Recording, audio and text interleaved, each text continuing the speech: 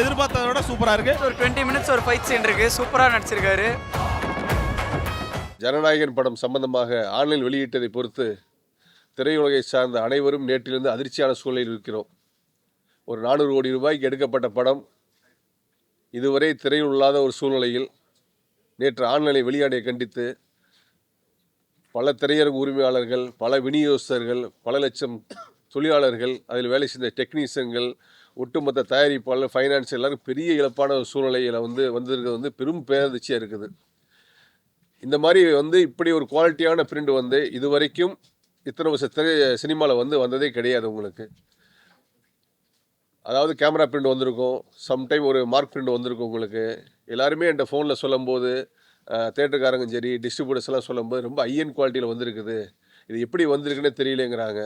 So இதுக்காக தான் நாங்கள் எல்லோரும் ஒன்று கூடி இதை காவல்துறைக்கும் தமிழக அரசு கவனத்திற்கும் இது யார் பண்ணியிருக்காங்கிறதுக்காக ஒரு நடவடிக்கை எடுக்கணும். ஏன்னா இதில் பல லட்சம் பேர் இப்போ இன்வால்மெண்ட் ஆகிருக்கிறோம், பல கோடி ரூபாய் இன்வெஸ்ட் பண்ணியிருக்காங்க, பல டிஸ்ட்ரிபியூட்டர்ஸ் பேமெண்ட் கொடுத்துருக்காங்க, பல தேட்டருக்காரங்க இருக்காங்க, பல லட்சம் தொழிலாளி வேலை செஞ்சுருக்காங்க. ஏன்னா இதே நிலை தொடரக்கூடாதுங்கிறக்காக தான் இன்றைக்கி அவசர மீட்டிங்காக பண்ணியிருக்கிறோம். உங்களுக்கு இது சம்மந்தமாக தொழிலாளர் சம்பளத்தின் செல்வமணி அவர்கள், தலைவர் அவர்கள் உரையாற்றுவார்கள். நேற்று ஜனநாயகன் திரைப்படம் இன்டர்நெட்டில் வெளியாகிருக்கு. அதாவது இந்தியாவில் நடந்த மிகப்பெரிய திருட்டு இது.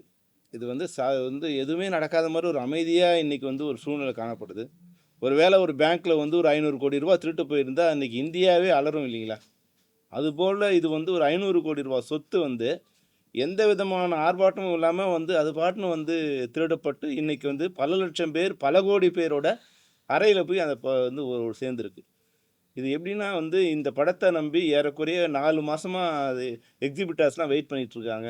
இன்றைக்கி சினிமா ரொம்ப ஒரு பேடான சுச்சுவேஷனில் இருக்கும்போது இந்த படம் வந்தால் எல்லாருக்குமே ஒரு வாழ்க்கை வரும், இல்லை எல்லாருக்கும் பெரிய வருமானம் வரும் ஒரு நம்பிக்கையில் ஏறக்குறைய 4 மாதமாக எதிர்பார்த்துட்டு இருக்கும்போது அது தேட்டரில் வரும் நாங்களாம் உட்காந்து வெயிட் பண்ணிகிட்டு இருந்தோம். இன்றைக்கி திடீர்னு இன்டர்நெட்டில் வெளியாகிருக்கு. இது எல்லாம் எந்த பாதுகாப்பும் இல்லாமல் இண்டஸ்ட்ரி இருக்குது. ஒரு வேளை அது மாதிரி வந்தால் அதை இமீடியட்டாக அரெஸ்ட் பண்ணக்கூடிய அதாவது ஒரு ஆங்கில திரைப்படம் பைரசி ஆச்சுன்னா அதை கண்டிக்கிறதுக்கோ இல்லை அதை அரெஸ்ட் பண்ணுறதுக்கோ ஒரு வழிவகை இருக்குது. ஆனால் ஒரு இந்திய திரைப்படம் இது மாதிரி ஒரு பைரசி அதை பற்றி எந்த கேள்வியுமே இல்லாமல் இருக்குது. ஒரு சைபர் கண்ட்ரோலில் இது எப்படி ஆக்ட் பண்ண போகிறாங்கங்கிறது தெரியல எங்களுக்கு. இது நாங்கள் அதை செக் பண்ணோம். அது எடிட் பிரிண்ட்னு வெளியே வந்திருக்கு. நம்ம எடிட்டரை கூப்பிட்டு அவங்கள்ட்ட விசாரித்தோம்.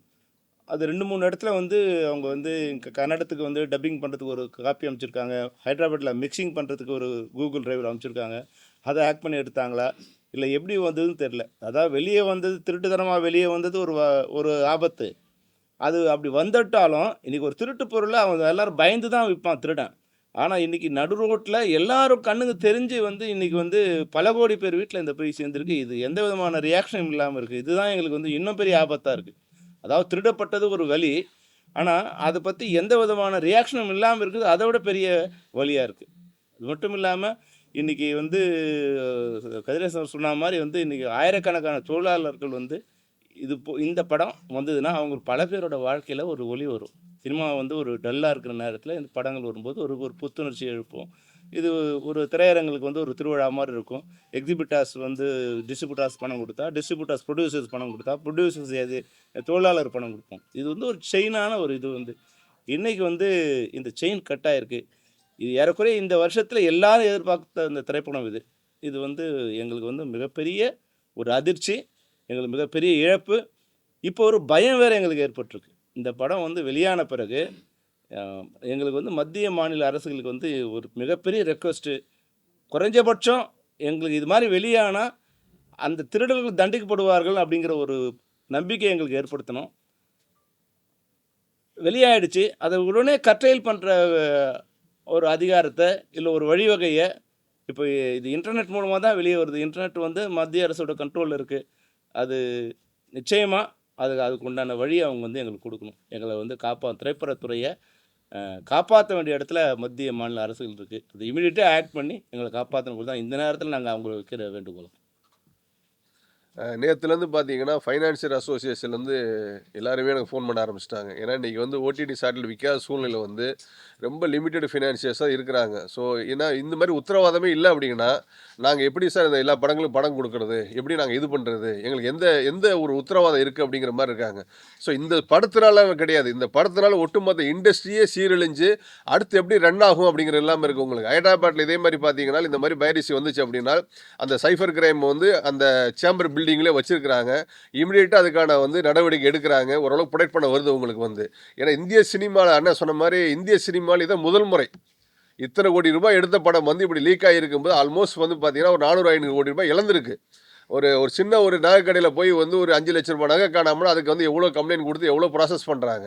அப்போ இதில் வந்து ஒரு ப்ரொடியூசர் இன்வெஸ்ட் பண்ண ப்ரொடியூசரை விட்டுருங்க, அதை தாண்டி திரையுலகத்தில் வந்து இவ்வளோ பேர் இன்வால்வ் பண்ணியிருக்கிறாங்க. அவங்க அமௌண்ட்டுக்கு என்ன கேரண்டி இருக்குது? இது தொடரக்கூடாதுங்கிறக்காக இது வந்து ஒரு நடவடிக்கை எடுக்கணுங்கிறக்காக எல்லாம் பேசியிருக்கோம். இப்போ விநியோக சங்க தலைவர் அருள்பதி அவர்கள் பேசுவார்கள். இதில் வந்து தமிழ்நாட்டில் வந்து விநியோகஸ்தர்கள் வந்து கிட்டத்தட்ட ஆல்ரெடி ப்ரொடியூசர்ஸ்க்கு வந்து 70-80 கோடிக்கு பேமெண்ட் பண்ணியாச்சு. இந்த காலதாமதத்தினால அவங்களும் இடிஞ்சு போயிருக்காங்க. அதே மாதிரி தொழில்துறையும் இது இடிஞ்சு போயிருக்கும் சமயத்தில் இது பேரறிந்த ரொம்ப பெரிய ஐடியா தான் இது நேற்றுல இருந்து இருக்குது. செல்வமணியன் சொன்ன மாதிரி ஒரு நகை கடைகளில் கொல்ல போனாலும் வேற எங்கே கொல்ல போனாலும் நீங்கள மீடியாவே அது பெரிய ஒரு செய்தியாக போடும் பட்சத்தில் இதை வந்து நீங்கள் வந்து பெரிய செய்தியாக போட்டு இதை வந்து மத்திய மாநில சர்க்கார்களுக்கு இது கொண்டு போனால் தான் இது வந்து கவர்மெண்ட்டால் தான் இது நிறுத்த முடியுமே தவிர இண்டிவிஜுவல் பர்சனால் இதெல்லாம் வந்து ஃபைட் பண்ணி கொண்டு நிறுத்த முடியாதுன்றது எங்களுடைய தாழ்மையான ப்ரெஸ்ஸுக்கு வேண்டுகோள். இதை நீங்கள் எந்த அளவுக்கு வந்து சர்க்காருக்கு வந்து மீடியா மூலிமா ரீச் பண்ணுறீங்களோ அவ்வளவு தான் அதன் மூலியம்தான் எதிர்காலத்தில் தயாரிப்பாளர்கள் நம்பி இன்வெஸ்ட் பண்ணுற டிஸ்ட்ரிபியூட்டர்ஸு ஃபைனான்சியர்ஸு எல்லோரும் இந்த தொழில்துறையில் ஈடுபட முடியும். இது வந்து ஒருத்தர் கையில் கிடையாது. கிட்டத்தட்ட இந்த தொழில்துறையில் ஒரு படம் எடுக்கும் பொழுது தொழிலாளர்கள் முதல் கொண்டு எல்லாரும் டெக்னீஷியன்ஸுக்கு முதல் கொண்டு கிட்டத்தட்ட 400-500 பேருக்கு மேலே இது ஈடுபட்டு எடுக்கிற தொழிலில் எந்த இடத்துல இது கசியுது அப்படின்றது இது வந்து புரியாத புதிராகவே இருக்குது. இது திரும்ப வந்து பல ஆண்டு காலமாக இது பேசின்னு இருக்குமே தவிர ஒரு நிவாரணம் கிடைக்காத பட்சத்தில் இது ஒரு இந்த வருடத்தில் ஒரு எதிர்பார்த்த ஒரு படம் வந்து இப்படி இருக்கும் பொழுது அது வந்து கேள்விக்குறியாக இன்வெஸ்ட்மெண்ட் பண்ணுறவங்களுக்கு இருக்கிறது மிகவும் வருத்தப்படக்கூடிய ஒரு செய்தியாக உள்ளது. இதை நீங்கள் வந்து மத்திய சர்க்காருக்கும் மாநில சர்க்காருக்கும் உங்கள் செய்தி மூலிமா இது கொண்டு போனால் தான் எங்களுடைய ரெப்ரசன்டேஷன் நாங்கள் போனாலும் அது எடுபடுன்றது எங்களுடைய தாழ்மையான வேண்டுகோள். இது சார்பாக வந்து சூப்பர் ஸ்டார் ரஜினிகாந்த் சாருக்கு நாங்கள் நன்றியை தெரிவிச்சுக்கிறோம். இந்த விஷயம் தெரிஞ்சு வந்து நேற்று இமிடியேட்டாக வந்து ஒரு திரையுலக சார்பில் ஒரு மூத்த நடிகராக இருந்து இந்த இண்டஸ்ட்ரியை பாதுகாக்கணும் நோக்கத்தோடு வந்து அவர் அறிக்கையை வெளியிட்டிருக்காரு. அதுக்கு இந்த கூட்டமைப்பு சார்பாக அவருக்கு இந்த நேரத்தில் நன்றியை தெரிவிச்சுக்கிறோம். உங்களுக்கு வந்துட்டு இதுக்கு பின்னாடி அரசியல் காரணம் இருக்குன்னு நினைக்கிறீங்களா? ஏன்னா விஜய் வந்து அரசியல் இருக்கிறது காரணமா அது வந்து அதன் காரணமா இது வந்து வெளியிடப்பட்டிருக்கும்னு நினைக்கிறீங்க சார்? இதெல்லாம் அரசியல்லாம் நம்ம சம்மந்தப்படுத்த முடியாது சார். இது வந்து பல ஆண்டு காலமாக இது நடக்குது சார். அதாவது திடீர்னு இந்த ஒரு படத்துக்கு கிடையாது. இது வந்து எவ்வளோ பெரிய படம் வந்து கசியும் பொழுது நமக்கு இது இடியாக இருக்கும் பொழுது இது காலகாலமாக இது வந்து தொடர்கதையாக நடந்துக்கிட்டு இருக்குது. இதற்கும் அரசியலையும் நம்ம சம்மந்தப்பட்டு வேணாம். இது தொழில் ரீதியான ஒரு கசிவு ஏற்படும் பொழுது நம்ம தொழில் ரீதியாக சர்க்காரை வந்து நம்ம அணுகி சர்க்கார் வந்து இது மூலியமாக ஹெல்ப் பண்ணுறதுக்கு தான் நம்ம அவங்கள கோரிக்கை வைக்கணுமே தவிர இதெல்லாம் போய் சர்க்கார் வந்து இன்டர்ஃபியரன்ஸு இருக்குதுன்னு நம்ம நினைக்கிறது நமதுடைய மடத்தம். என்ன சொல்லியிருக்காருன்னா எல்முருகன் இருக்காருல்ல அவராலையும் நம்ம உதயநிதி ஸ்டாலினாலையும் தான் வந்து இதை ரிலீஸ் பண்ணப்படுது அப்படின்னு சொல்லிட்டு நம்ம ஆதவர்ஜனே வந்து ஒரு பேட்டி கொடுத்துருக்காரு. அதை பற்றி உங்களுக்கு கருத்து என்ன? ஏன்னா நீங்க வந்து அதுக்கு சம்மந்தமே இல்லைன்றீங்க.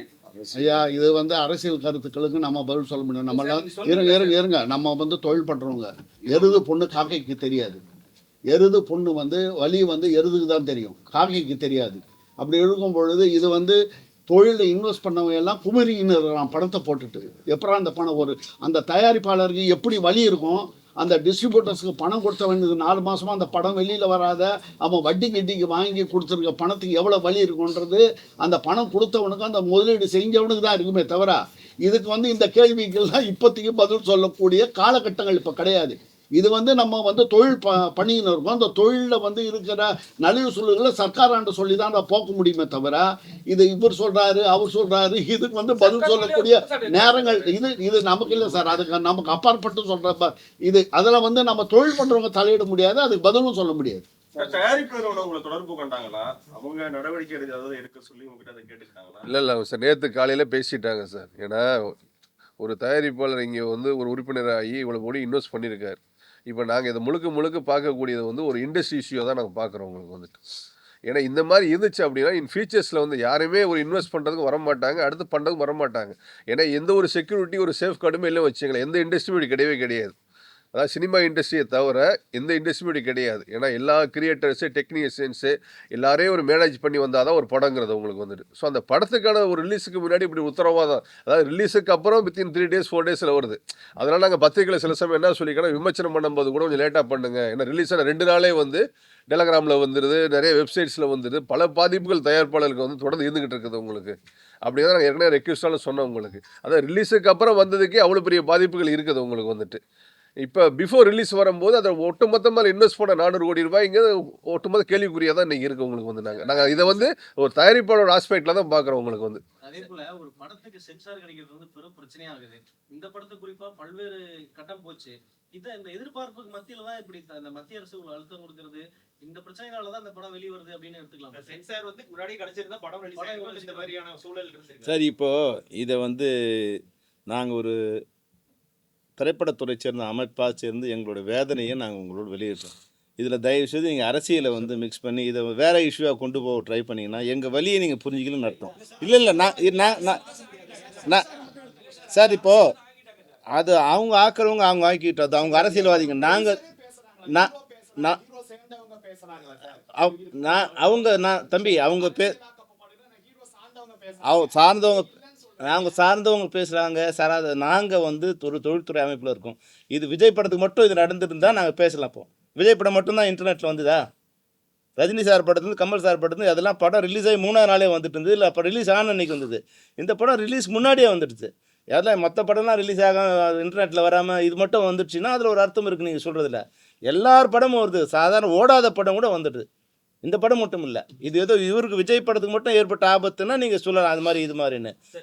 ரிலீஸுக்கு அப்புறம் வெளியாகிறதுன்னு ஒன்று இருக்கு, இது ரிலீஸுக்கு முன்னாடி இது இல்லை. ஒரு உதாரணம் சொல்லிடுறேன். ஒரு 10 வருஷம் 12 வருஷத்துக்கு முன்னாடி நினைக்கிறேன், சத்குமார் சார் ஜக்கு பாய்ங்கிற படம் இதே மாதிரி தான் ஒரு இன்சிடென்ட் வந்து ஃபஸ்ட்டு வந்துச்சு. பிஃபோர் ரிலீஸுக்கு முன்னாடியே வந்துச்சு. அப்போ ஒட்டுமொத்த திரையுலகம் சேர்ந்து எதிர்ப்பு தெரிவித்தோம். அதனால இதை வந்து நம்ம வந்து அரசியலாக நம்ம இதை பார்க்க முடியாது. வந்து எப்படி வந்திருக்குங்கிறத வந்து ஒரு மத்திய அரசும் மாநில அரசும் காவல்துறையும் சேர்ந்து ஒரு இண்டஸ்ட்ரியை வந்து ஒரு எங்களை சேஃப்கார்ட் பண்ணணும். ஏன்னா இதோட பாதிப்பு வந்து தொடர்ந்துச்சு அப்படின்னா அடுத்த வருஷம் கூடிய கிட்டத்தட்ட ஒரு 200 படங்கள் 100 படங்கள் பெரிய பாதிப்பாக இருக்கும் உங்களுக்கு வந்துட்டு. ஏன்னா யாருமே இன்வெஸ்ட் பண்ணவே வர மாட்டாங்க. எந்த சேஃப்டி மேலே எப்படி பண்ணுவாங்க போய் உங்களுக்கு வந்துட்டு. பாதுகாப்பற்ற ஒரு நிலையில இருக்கு அப்படின்னு நீங்க சொல்றீங்களா? ஏன்னா இங்க வந்து யார் மீதும் ஒரு நம்பிக்கை இல்லை அப்படின்ற மாதிரி 200% அப்படிதான் சார் இருக்கு உங்களுக்கு. சார் ஒரு நிமிஷம் இல்லை ஒரு நிமிஷம். அதாவது ஒரு படம் ஃபைனல் ஸ்டேஜ் வந்ததுக்கப்புறம் ஒரு 6-7 காப்பி வந்து அதை பிரிப்பார் எடிட்டர். ஒரு எஃபெக்ட்ஸ் ஒரு காப்பிக்கு பிரிப்பாங்க, விஎஃப்எக்ஸ் ஒன்று பிரிப்பாங்க, ரீகார்டிங்ஸ் ஒன்று பிரிப்பாங்க, சென்சார் கட் எழுதுறதுக்கு பண்ணுவாங்க, மியூசிக் டேட்டுக்கு ஒன்று காப்பி போடுவாங்க உங்களுக்கு வந்துட்டு. உண்மையிலே பார்த்தீங்கன்னா ப்ரொடியூசர் வந்து ரொம்ப பாவப்பட்ட ஜென்மம் தான் சொல்லணும் உங்களுக்கு வந்துட்டு. இவ்வளோ ரிஸ்க்கான ஒரு தொழிலை வந்து பண்ணுறாங்கன்னா திரும்ப ஒரு பேசணுங்கிற அடிப்படையிலாம் பண்ணுறாங்க உங்களுக்கு.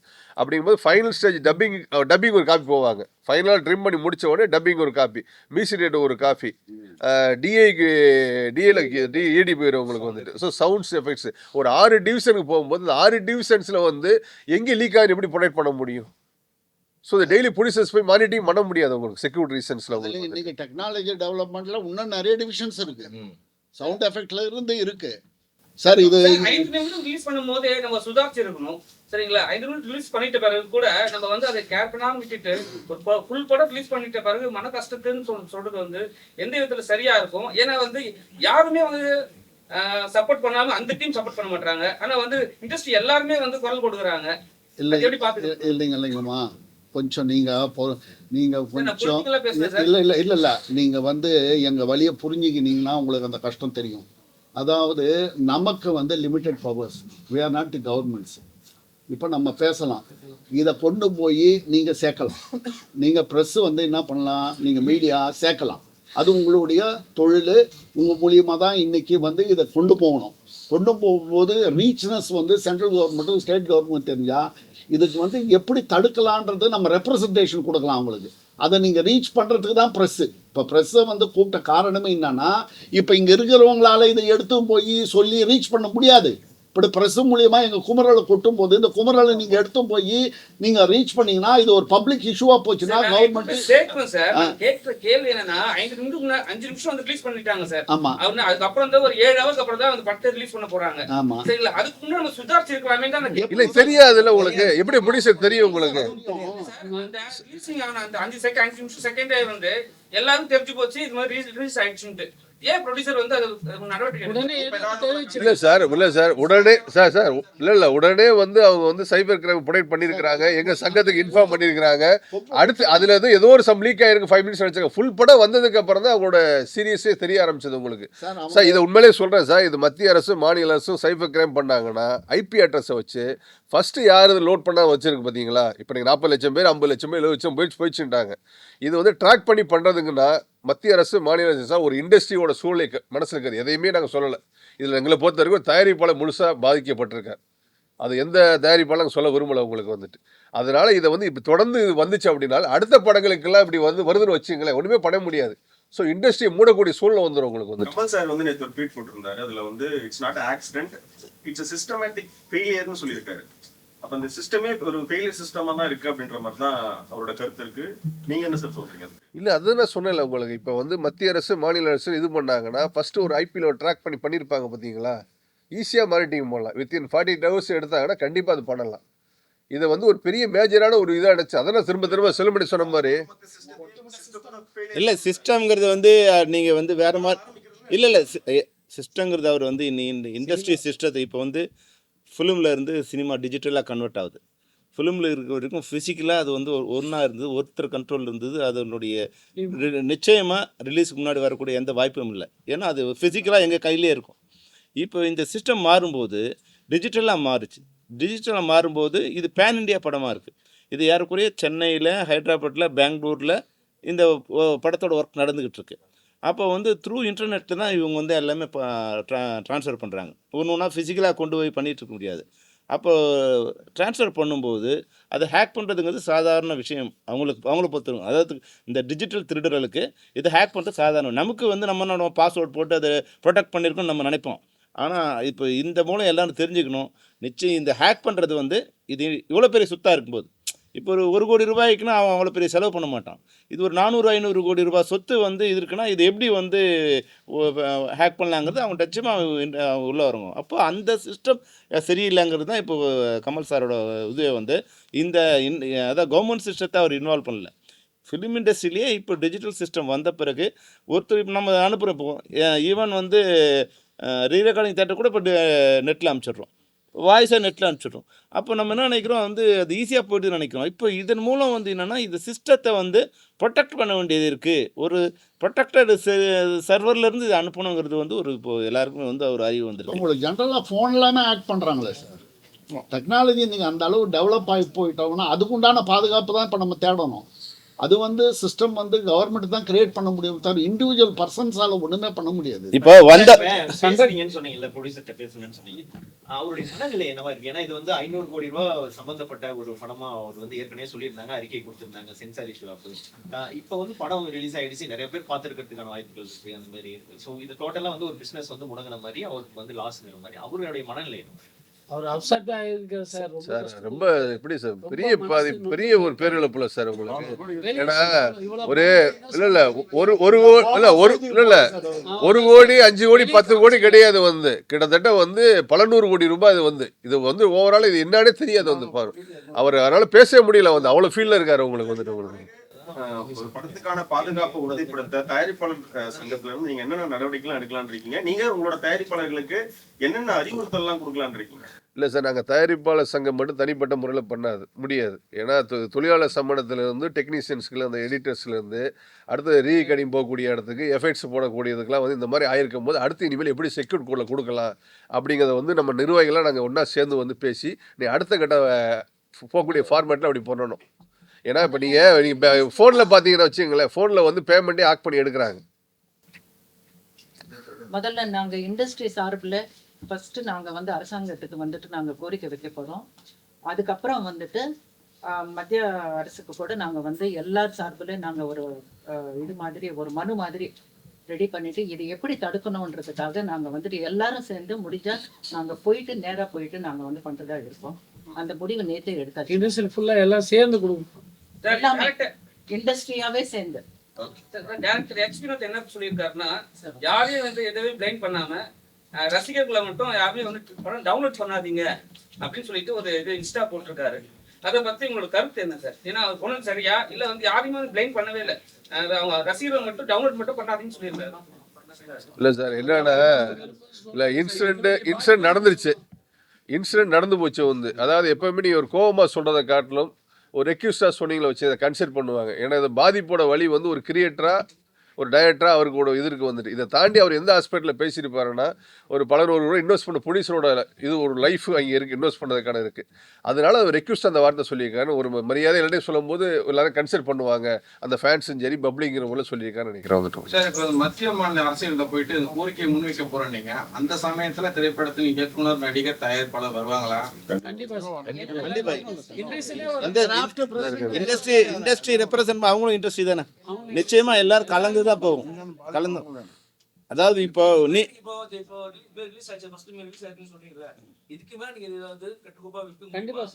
நிச்சயமா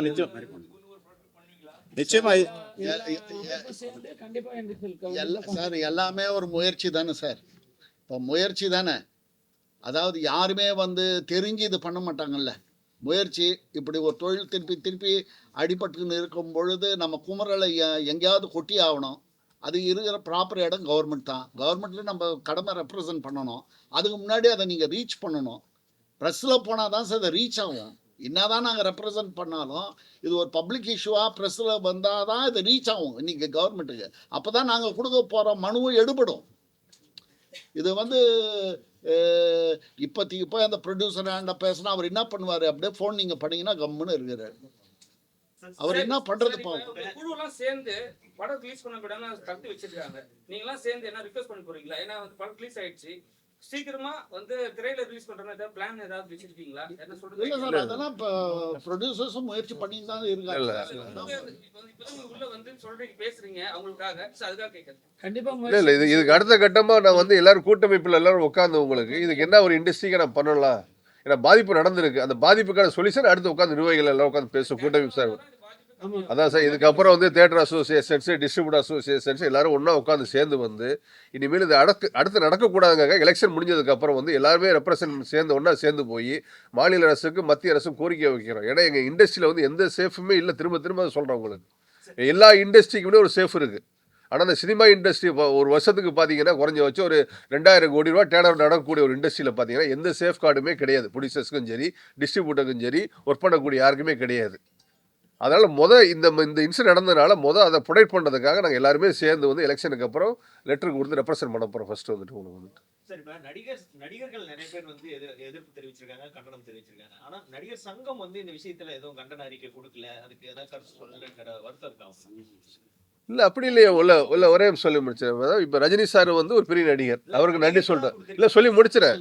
இல்லை இப்போ விஷால் கொடுத்துருக்காரு, நடிகர் கார்த்திக் கொடுத்துருக்காரு, கண்டிப்பா கொடுப்பாங்க நினைக்கிறேன். ஒருவேளை நாளைக்கு கொடுக்கலாம், இல்ல சாயந்தரம் கூட கொடுக்கலாம். உங்களுக்கு வந்துட்டு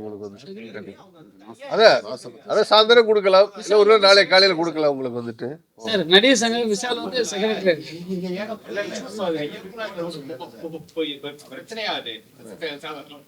எந்த கவுன்சிலுமே கவுன்சில் யாருமே வந்து அதுக்கு கண்டனா கூட இல்ல, இந்த மாதிரி பண்ணாதீங்க, இயக்குனரோட இதை வந்து ஸ்பாயில் பண்ணாதீங்க அப்படின்னு ஒரு கண்டனம் கூட இல்லை. யாரு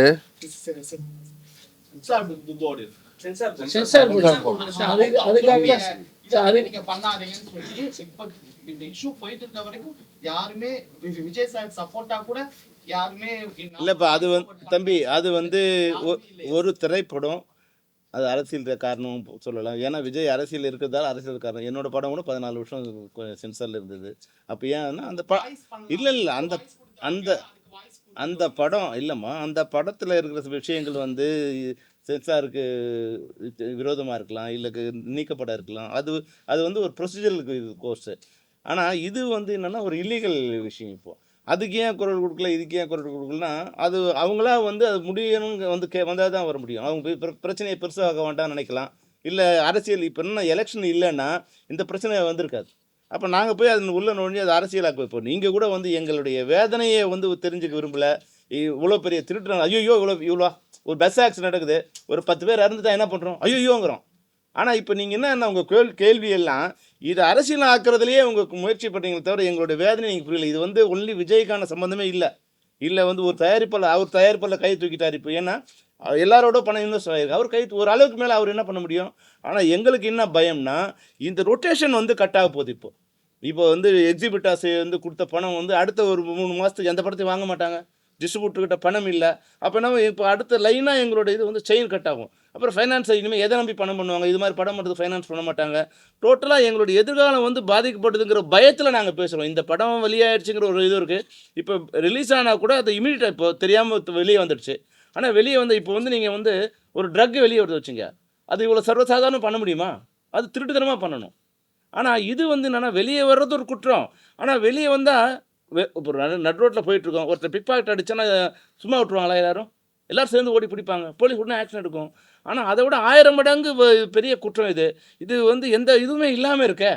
அப்போது திருடுனா உடனே தண்டனை கிடைக்கணும் ஒரு பயத்தையாவது ஏற்படுத்துங்கிறது தான் எங்களோட கோரிக்கை. சார் இப்போ இவ்வளோ ப்ரெஸ் இருக்கீங்க சார், இவ்வளோ ப்ரெஸ்ஸு கேமராஸ் இருக்குது சார். கேமராஸில் வந்து பல ரகமான கேமராஸ் இருக்குது சார். ஒவ்வொரு செக்டார்லேயும் அந்த கேமராவினுடைய அதனுடைய டெக்னிக்கல் சிஸ்டம் பார்த்து வாங்குறீங்க சார். இப்போ நாங்கள் விநியோகஸ்தர்கள் 70-80 கோடி எடுத்து கொடுத்துருவோம் சார் அந்த ப்ரொடியூசர் ஆண்டா. இந்நேரம் வரைக்கும் ஒரு சீன் நாங்கள் பார்த்தது இல்லை சார். நம்பிக்கையில் தான் சார் இந்த தொழிலே போகுது. இந்நேரம் வரைக்கும் ஒரு சீனை கூட ஒரு விநியோகஸ்தரோட பார்த்தது கிடையாது. பார்க்காத ஒரு 70-80 கோடி எடுத்து போய் தமிழ்நாட்டை பற்றி நான் சொல்கிறேன். இன்னும் தெலுங்கு ரைட்ஸ் இருக்குது, ஹிந்தி ரைட்ஸ் இருக்குது, ஓடிடி பிளாட்ஃபார்ம் இருக்குது, சேட்டலைட் வாங்குறவங்க இருக்காங்க, எஃப்எம்எஸ் ரைட்ஸ் வாங்குறவங்க எல்லாரும் அவங்கவுங்க படத்தை கொடுத்துருக்காங்க. யாருமே இன்னும் இந்த படத்தை பார்க்கவே இல்லையே.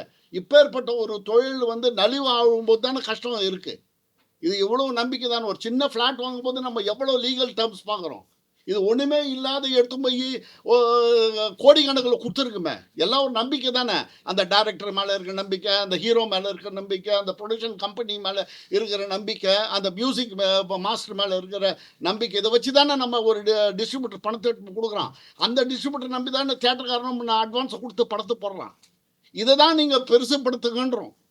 இப்ப இல்ல சார், இது சார்ந்தா நாங்க வந்து கூட்டமைப்பெல்லாம் கலந்துட்டு இண்டஸ்ட்ரி சார்பில் எல்லாரும் சேர்ந்து ஒரு பேரணியா போய் கொடுக்கலாமான கூட முயற்சி பண்ணிக்கிட்டு இருக்கோம். அதை நாங்கள் தொழிலாளர் சம்பளத்தோடய பேசிட்டு இயக்குனர் சங்கம், மற்ற நடிகர் சங்கம் எல்லாருமே சேர்ந்து, ஏன்னா இது இண்டஸ்ட்ரியில வந்து அடுத்து தொடரக்கூடாது, அதுக்காக எங்களோட வழியை வந்து எப்படி தெரியப்படுத்தணும் உங்களுக்கு, அதுக்காக தயாரிப்பாளர் சங்கம் சார் வந்து எல்லாருமே ஒன்றும் சேர்ந்து பேரணியா போல முடிவு பண்ணிக்கிட்டு இருக்கிறோம். அது கூடிய சீக்கிரம் தெரிவிப்போம். வாங்குறேன் சார்.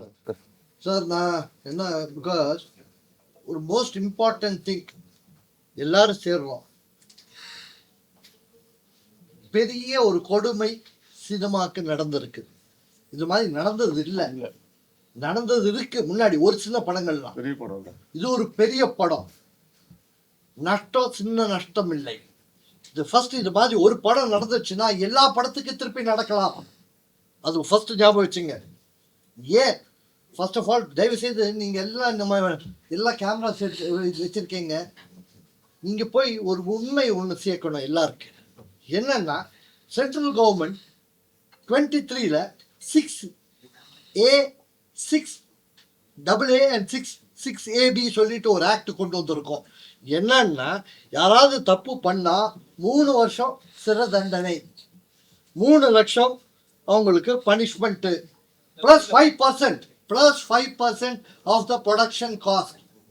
இது பனிஷ்மெண்ட்டாக கொடுக்குறோன்னு சொல்லியிருக்கிறாங்க. சென்ட்ரல் கவர்மெண்ட் ஒத்துக்கிட்டாங்க. நம்ம 10% கேட்டோம், அவங்க 5% பண்ணிட்டாங்க. இந்த ஃபஸ்ட்டு இந்த 5%ல் இந்த ப்ரொடியூசருக்கு நஷ்டம் கவர் ஆகுமா? நான் சொல்ல ஒரு பாயிண்ட் கேட்குறேன்.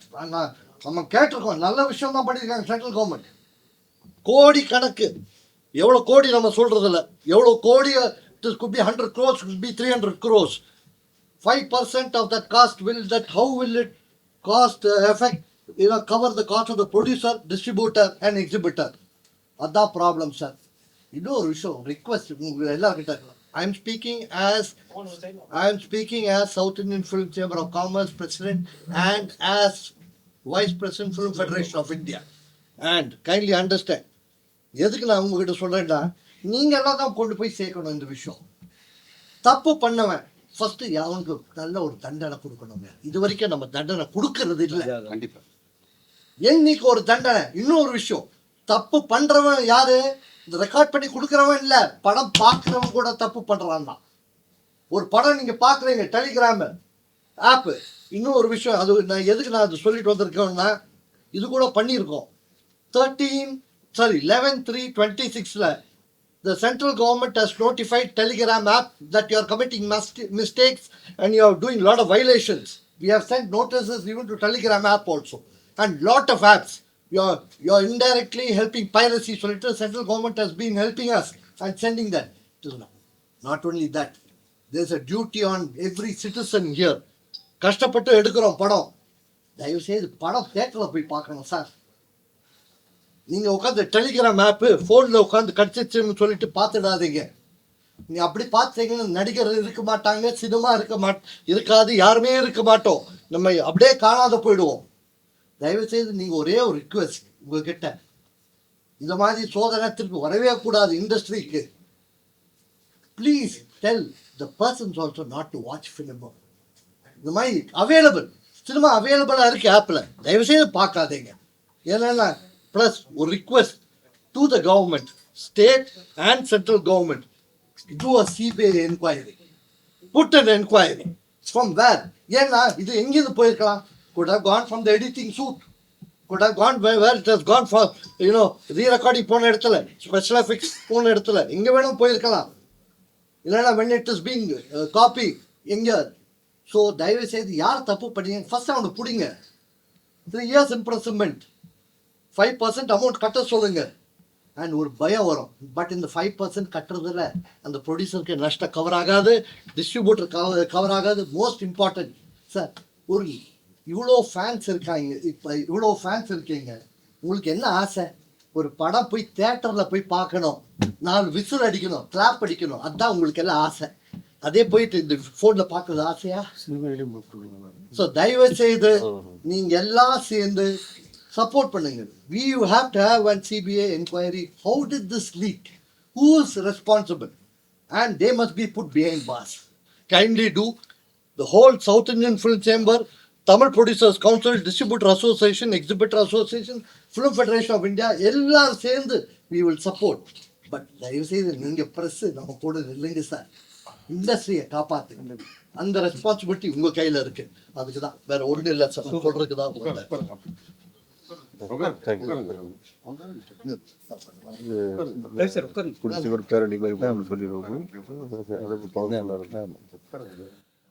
இந்த பத்திரிகை வாயிலாக சொல்றது என்ன அப்படின்னா, கூடிய விரைவில் திரையுலகை சார்ந்த அனைத்து கூட்டமைப்புகளும் எல்லாம் ஒன்று சேர்ந்து இந்த ஜனநாயகனுக்கு ஏற்பட்ட இந்த இஷ்யூ மட்டும் நாங்கள் பார்க்காம, இந்த விஷயம் அதுக்கு மட்டும் இல்லாமல் ஒரு இண்டஸ்ட்ரி நலன் கருதி, ஒரு தயாரிப்பாளர் நலன் கருதி, கிட்டத்தட்ட தேட்டருக்காரங்க இந்த படம் வந்துருந்துச்சுன்னா கிட்டத்தட்ட ஒரு 4-5 வீக்ஸ் வந்து ரொம்ப ஒரு ஹெல்த்தியாக இருந்திருக்கும். அதே மாதிரி இதில் வந்து இப்போ அண்ணன் சொன்ன மாதிரி கிட்டத்தட்ட 100 கோடி ரூபாய்க்கு மேலே டிஸ்ட்ரிபியூட்டர்ஸ் இன்வெஸ்ட் பண்ணியிருக்காங்க. இதோட கேள்விக்கைகளை அடுத்து தொடரக்கூடாங்கிறதுக்காக எல்லா அமைப்பும் ஒன்று கூடிய விரைவில் சம்பந்தப்பட்ட அந்த துறைக்கும் சம்பந்தப்பட்ட அரசுகளுக்கும் எல்லாரும் திரையுலகம் எல்லாம் ஒன்று சேர்ந்து வந்து ஒரு பேரணி நடத்தலாம்னு சொல்லி அண்ணன்ட்ட பேசியிருக்கோம். அது கூடிய சீக்கிரம் வந்து பேரணியாக போய் மனு கொடுக்கலான்னு இந்த நேரத்தில் வந்து பத்திரிகைகள் தெரியப்படுத்திக்கிறோம். அண்ணா சொல்லிட்டாரு, தேவைப்பட்டால வந்து எல்லாரும் ஒன்று கூடி அந்த நேரத்தில் படப்பிடிப்பை நிறுத்தி இதை வந்து திரையுலக பிரச்சனையாக நாங்கள் எல்லாருமே ஒன்று சேர்ந்து இதுக்கு வந்து ரெப்ரசென்ட் பண்ணுவோம் முடிவு பண்ணி சொல்கிறோம். உங்களுக்கு வந்து பேரடியாக போகிறோம். அன்னைக்கு ஷூட்டிங்கை ஃபுல்லாக ஹோல்ட் பண்ணிட்டு, ஏன்னா இது வந்து ஒரு பெரிய கவன ஈர்ப்பாக இருக்கணும் உங்களுக்கு வந்துட்டு. ஏன்னா எங்களோட பெயினை வந்து சொல்கிற ஒரு வழி கிடையாது உங்களுக்கு வந்துட்டு. உங்களுக்கு ஆமாம். நன்றி, வணக்கம்.